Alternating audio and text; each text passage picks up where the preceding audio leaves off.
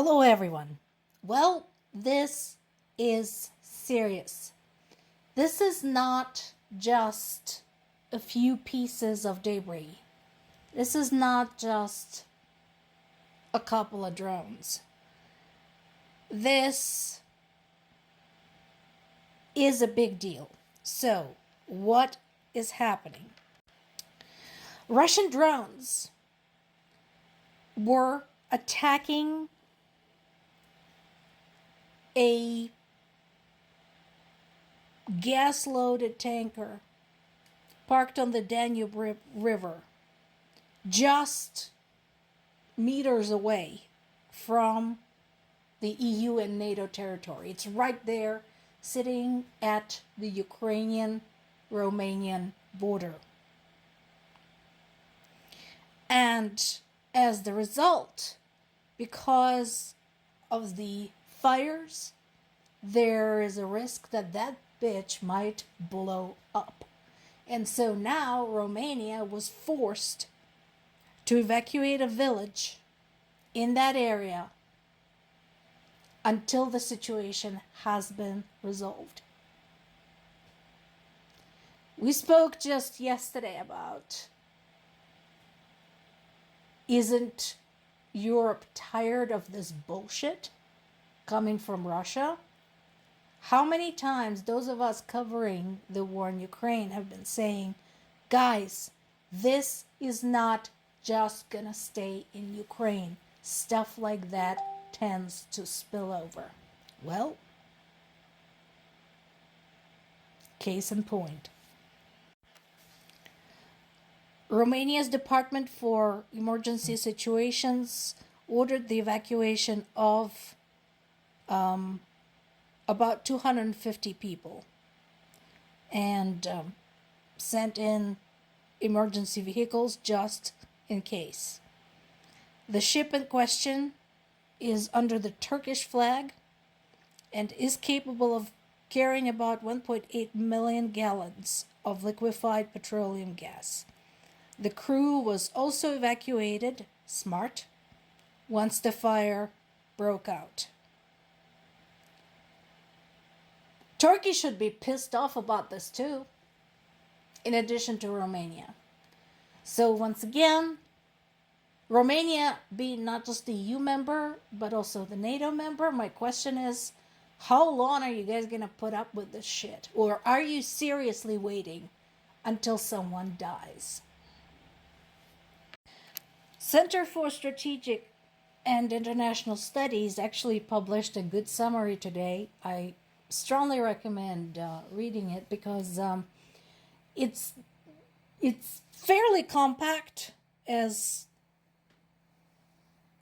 papers of that kind go, and it is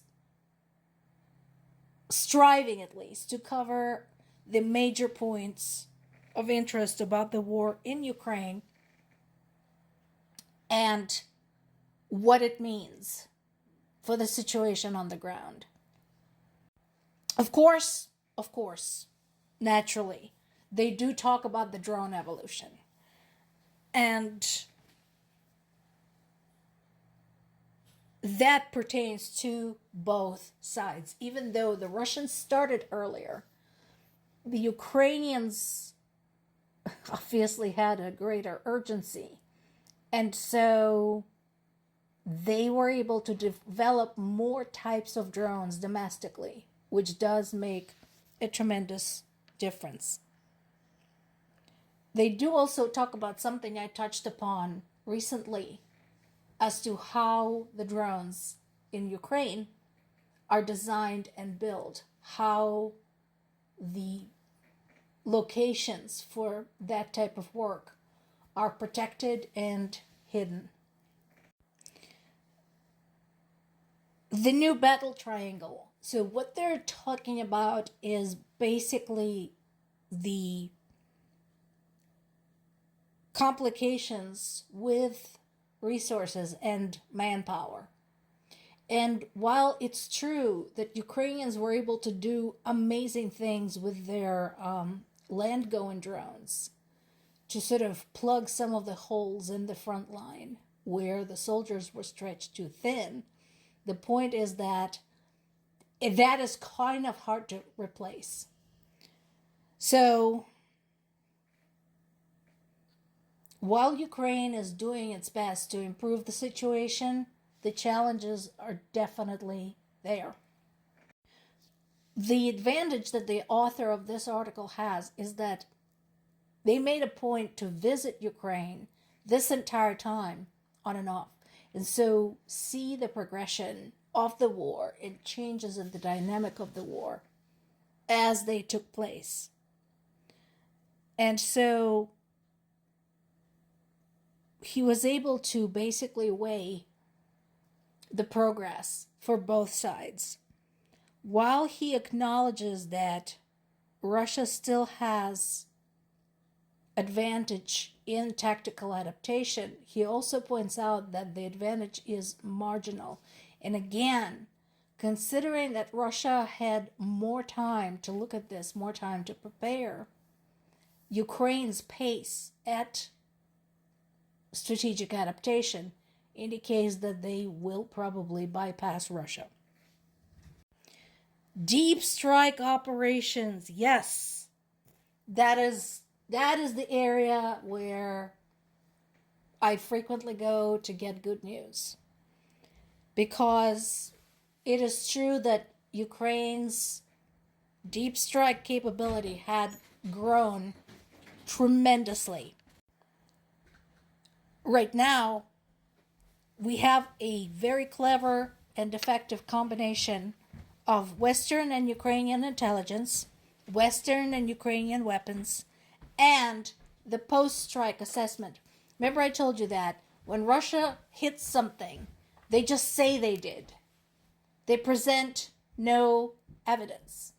When Ukraine hits something, they tell us where it was, the exact coordinates, and present us with satellite imagery showing the before and after pictures from multiple sources. This is what we're talking about here.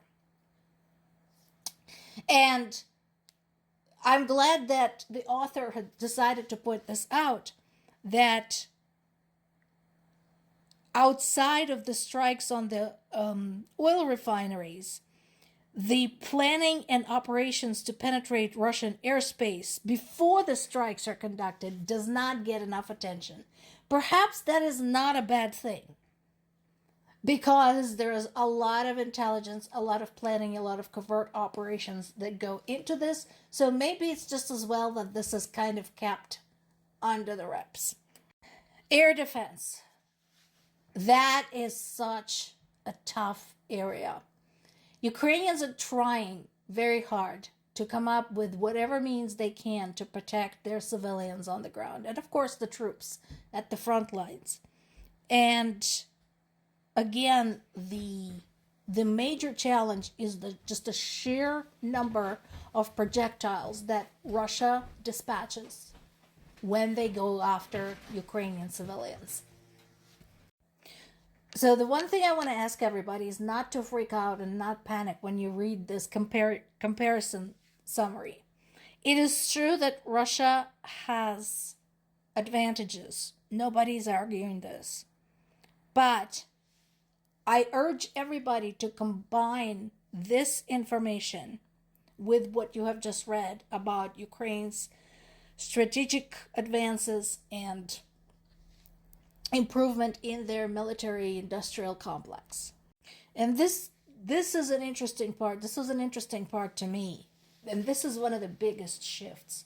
That early in the war, Ukraine tried using solutions that were already existing. Solutions from other wars, basically. And very quickly realized that they were not working. So they dropped all of that. And now they're creating strategic and tactical solutions that military leaders all around the world are taking notes about and putting into military education books. Definitely read this. Extremely informative, extremely educational. More to come.